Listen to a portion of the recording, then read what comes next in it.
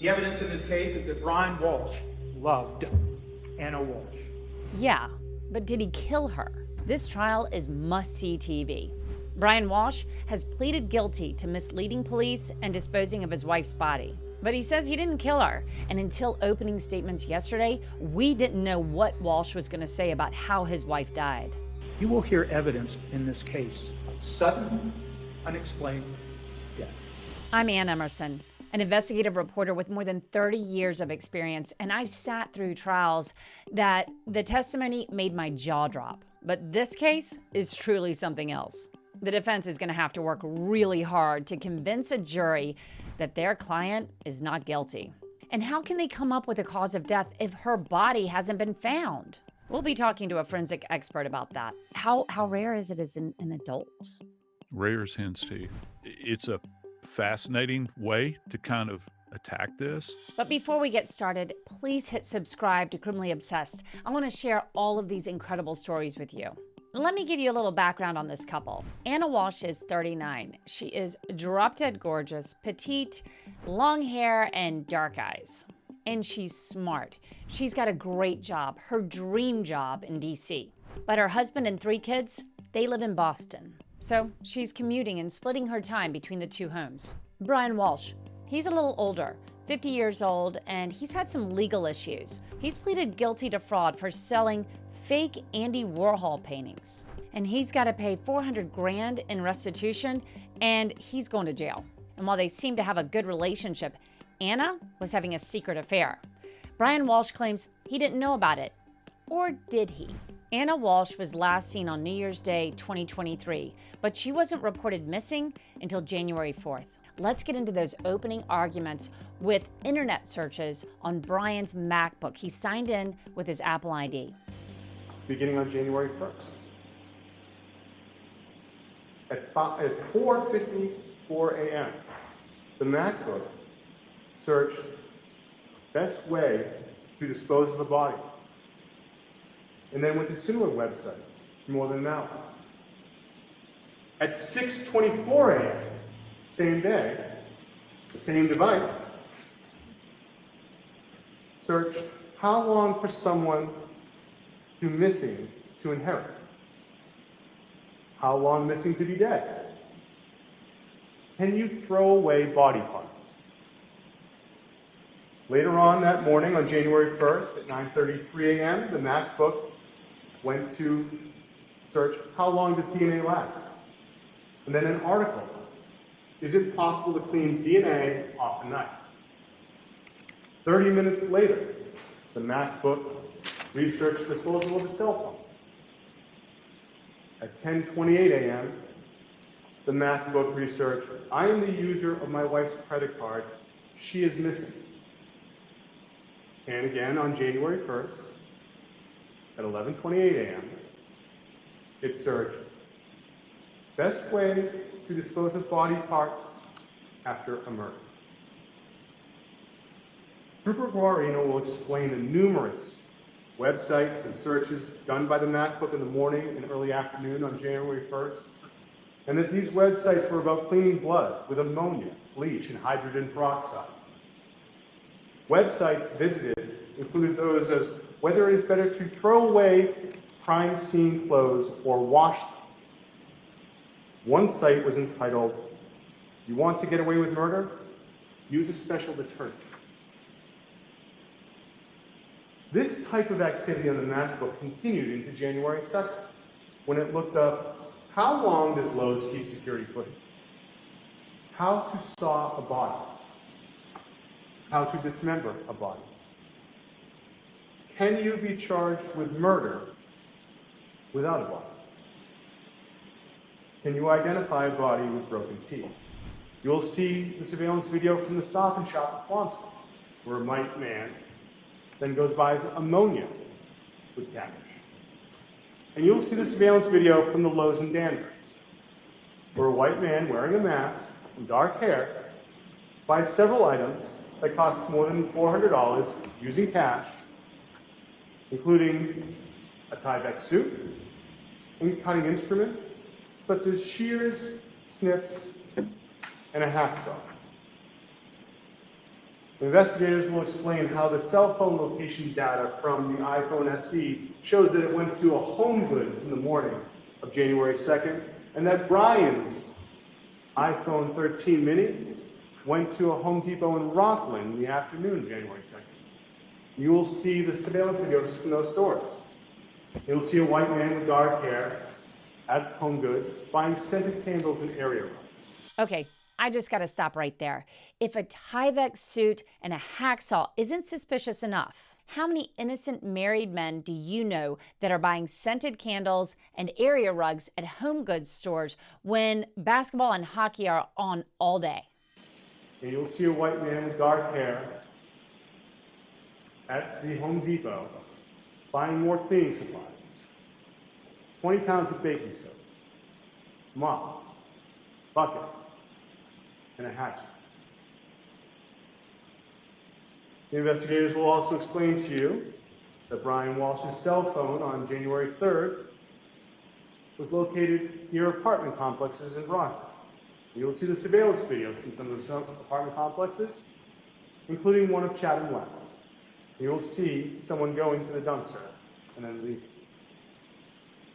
The investigators will also tell you that on January 5th, Brian Walsh's cell phone was in the area of dumpsters and a trash compactor by his mother's apartment complex in Swampscott, and that this was before he was interviewed by Detective Schmidt later that night.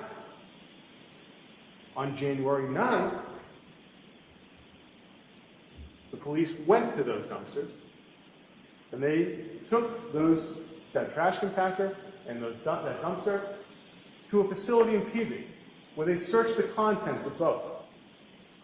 And they found an Air Mary's watch, blue-gray Hunter boots, a black coat, a COVID vaccination card with Ana Walshe's name on it, rugs, a Tyvek suit, a hammer, shears, snips, a hatchet, and a hacksaw. The police will tell you that these items were packaged and brought back to a laboratory, and they were brought there for examination. And how some of these items were examined for DNA.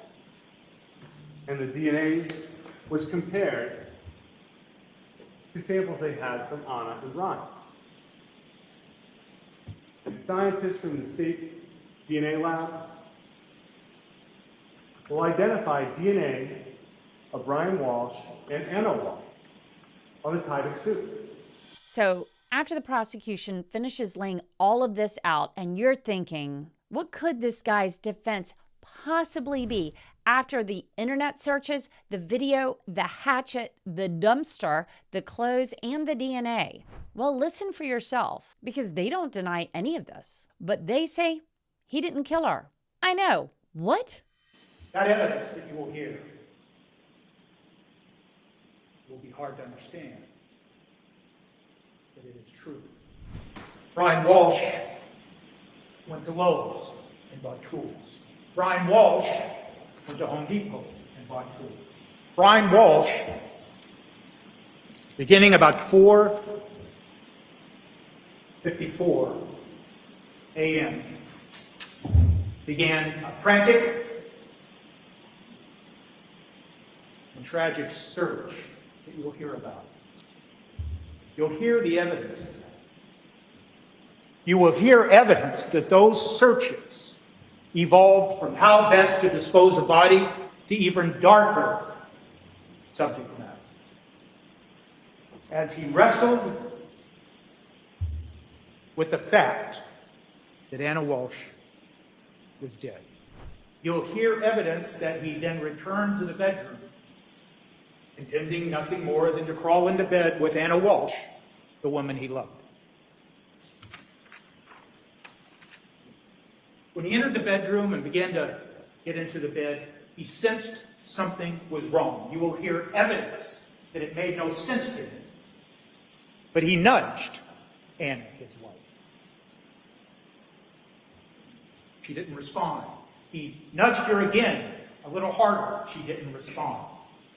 He nudged her now in a frantic and panic reaction to where she actually rolled off the bed. You'll hear evidence that now he is panicking and he doesn't understand what has happened and what is happening. It didn't make any sense to him. It didn't make sense that somebody that he had just been with and enjoyed New Year's Eve into New Year's Day would suddenly be dead. Not innocent. You will hear evidence in this case of sudden, unexplained death. You will hear evidence that it is rape. You will hear evidence that it happens in young people and old people. You will hear evidence it happens in male and female. You will hear evidence it happens during the day and during the night, that it happens to trained athletes. You will hear evidence that it can be the result of both mechanical and or electrical problems within the body. You will hear evidence that it might be cardiovascular, pulmonary, neurological, or other reasons. You will hear evidence that it occurs in people who have never manifested a symptom that something might be wrong. And in fact, you will hear evidence that sometimes the first manifestation that something is or was wrong with someone is the sudden, unexplained death. That's the evidence you will hear in this case. Sudden, unexplained death is known within the medical community and the forensic community. But it is to this day not well understood, and that is the evidence you will hear. And it is not well known to non-medical professionals. And you will hear evidence Brian Walsh never imagined somebody suddenly died. 1 hour he's with her, he cleans the kitchen, he comes back up, and she is dead. You will hear evidence in this case that Brian Walsh and Ana Walshe loved each other. The impossible, the unimaginable. It didn't make sense to Brian Walsh. It was confusing. He never thought anybody would believe that Ana Walshe was alive 1 minute and dead the next. And all he could think about were those 3 boys. What would happen to their 3 boys now that Anna is no longer here? What will happen if they think he did something bad to Anna? Where will those 3 boys go? And so, he told the story. He told lies. He tried to hide so he could hang on to those boys.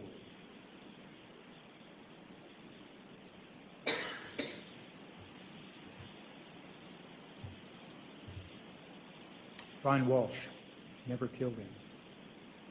Brian Walsh never thought about killing him. Never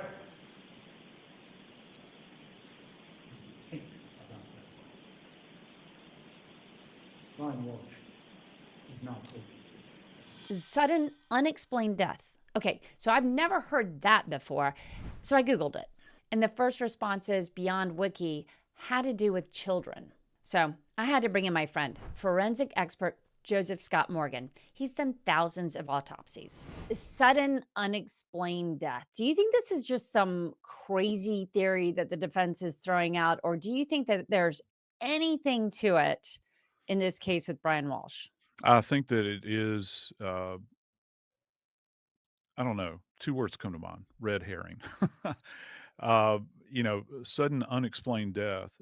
Did you know that there's actually an adult syndrome that we refer to as sudden unexplained adult death syndrome, just like almost like SIDS, where we have no explanation. But the thing about that is that with adult sudden death and SIDS, sudden infant death, we have remains that we can examine. Mm.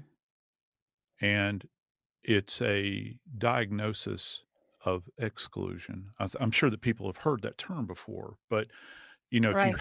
if you have somebody that is it just the picture of health, right? And you you know that you've covered all of the bases, and these things take those kind of cases take a protracted period of time to make Mhm. a diagnosis. You're talking about histology with microscopy and, of course, toxicology, and then all of the physical stuff that we look for at autopsy. We don't have that in this case, though, do we? No, So we don't. We do not have a body. no, and so we can pretty much say anything we want, right? Yeah. You know, and so for me, when you've got when you have this woman and she is I can't necessarily say that she's the picture of health. I Mhm. um, appears to be. You're going to tell me that she suddenly died and that you panicked. Now, I've worked cases like that over the years. I've covered cases like that over the years where people do panic around the dead. Most of the time, though, there's an addenda to that. It's like they died suddenly and I had drugs in the house and I didn't. So I get rid of the body, I spirit the body away and hide the body, that sort of thing. But, Mhm. those are the exception and not the norm. I find it fascinating that this is what you're going to open with. And, Me too. you can say anything that you want to say in a case like this Yeah. because you don't have the, what is it? The attorneys call it the corpus delicti, which is kind of intriguing. Well, I mean, okay, so Joseph, she had just gone to a bar class. She'd just gotten her nails done, from what we Yeah. understand. Does this sound like someone that this would happen to, or is sudden unexplained death or a SIDS, like Well, an adult SIDS? yeah, Does yeah. that happen to people like that? Yeah, it does. And that's why we call it sudden and unexplained. The things we're going to look for are some kind of specific pathology in the heart. We're definitely going to look at the lungs very carefully. Mhm. Like for instance, with SIDS cases, there's a common denominator with those. The lungs many times will be very congested, and the mother, you know, we're we're all parents. Babies always get little colds. It's amazing. You hear that. Sure. The mother will say the baby was sniffling. We would want to take a look at the brain very, very carefully. But again, without just those 3, and there are other things that we can look for as well. Uh, you know, it's impossible to make that diagnosis. There are those cases out there, though, where people will be going about their daily lives, and they will be the picture of health, and Mhm. suddenly they're either found deceased or right before the eyes of family, loved ones, friends, they'll just collapse, and Mm. that does in fact happen.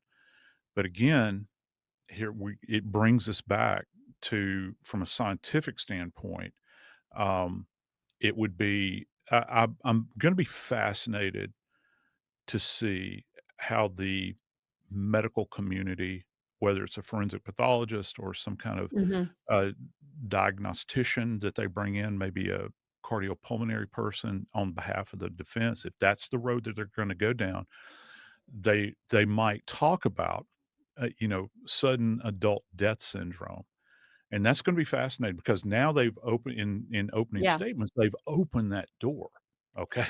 Well, I was wondering, can you tell me how rare this is in adults, especially? I Mar have, of yeah, course, yeah, I've heard I'm about it close. because it's a terrifying thought for Oh, anyone of that has course it had is, yeah. kids.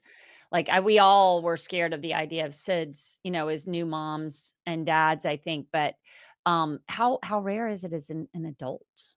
Rare as hen's teeth. It's just like if Really? we get what yeah, and it's very frustrating.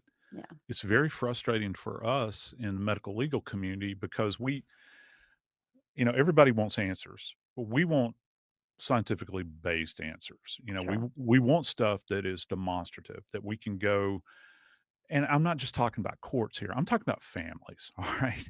Mhm. Where you can go back to a family because most of these are, well, all of them are classified as we have 5 manners of death. We have natural suicide, homicide, unexplained, and accidental.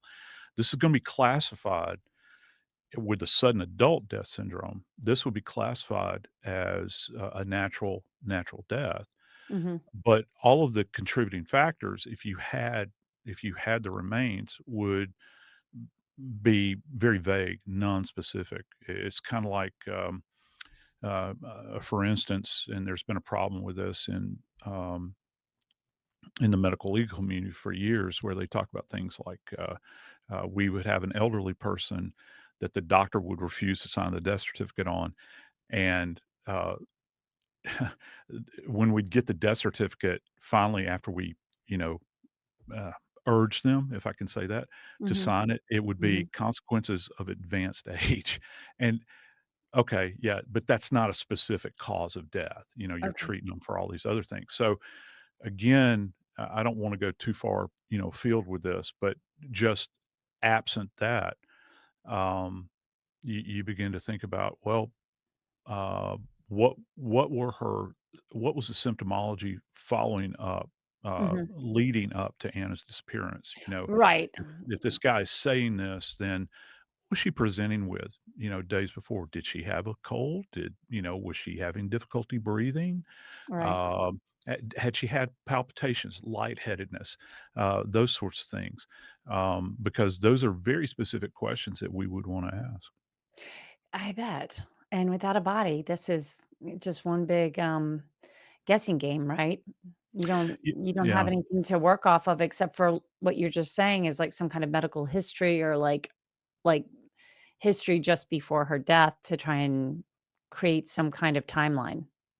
Yeah, you're right. And timeline is what it's all about with us. And also going back to the scene, when you consider her domicile, where maybe she was,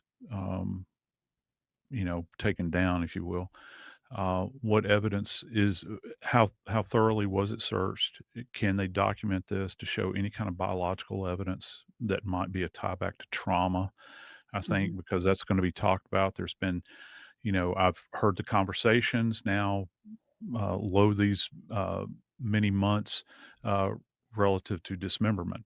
Okay, Mhm. and when you get off into areas like dismemberment, that is, you have a cornucopia of evidence there, because it's not an easy undertaking, and there's always something that is left behind or missed Sure. by the perpetrator, where they don't get everything. And so, again, most cases of dismemberment, if you can find that it occurred in a domicile somewhere, you'll have something that is there that is Okay. of evidentiary value. And have you ever investigated one of these cases of a sudden unexplained death of an adult? Yeah, yeah. When I was, I know of at least 3 when I was with the Wow. medical examiner in Atlanta as a senior investigator, but we dealt with thousands of deaths. So Mhm. my perspective is a little bit skewed as opposed to the rest of the public, because we deal with all deaths there. In my tenure down in the New Orleans area, thinking back now all these years, yeah, at least 2 down there over those years. And that's just me as an individual investigator. I have colleagues that would have handled them as well. Um, and sometimes, as sad as it is, there's many times where you just go, I don't know, I mean, Yeah. I don't know. The old pathologists used to actually say, well, God called. Uh, but, um, I got to tell you, in this particular case, I don't necessarily believe that. Okay. It literally I think, my mouth dropped open, like, my jaw dropped. Like, I've sat in on a ton of trials. I've heard defense attorneys trying to keep a straight face, Yeah. going through what they've gotta say. I know this guy practiced it in the mirror 100 times before he had to say this out loud, because just saying it out loud, we kind of all looked up from whatever we were doing thinking that this case was sort of cut and dry, I guess, because he had already pleaded guilty to these other charges of Mhm. disposing and not telling the truth about what was going on. He's already pleaded guilty to that. So what could he possibly say that would surprise us? And then he says, "Oh, it was a sudden unexplained death." Sorry. Yeah. Yeah. No, no. I'd love to know. I'd love to know where this guy got that phraseology from.